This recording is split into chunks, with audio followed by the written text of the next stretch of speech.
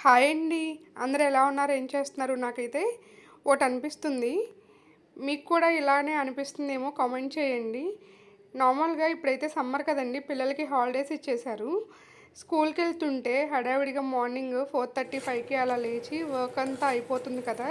డేలో కొంచెం ఫ్రీగా ఉన్నట్లు అనిపిస్తుంది. కానీ సమ్మర్‌లో అలా కాదండి. డే మొత్తం వర్క్ ఉంటుంది.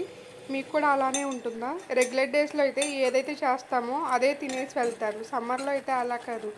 ఒక్కొక్కళ్ళకి ఒక్కొక్క ఐటెమ్ కావాలి. వీడియోలో చూస్తున్నట్లయితే ఇక్కడ 4 రకాల బ్రేక్‌ఫాస్ట్‌లండి. ఒకటైతే ఇక్కడ చూపిస్తున్నాను కదా! ఫస్ట్ ఇది బాదం పప్పు అండి. ఇది నా కోసం నేను సపరేట్‌గా చేసుకున్నాను.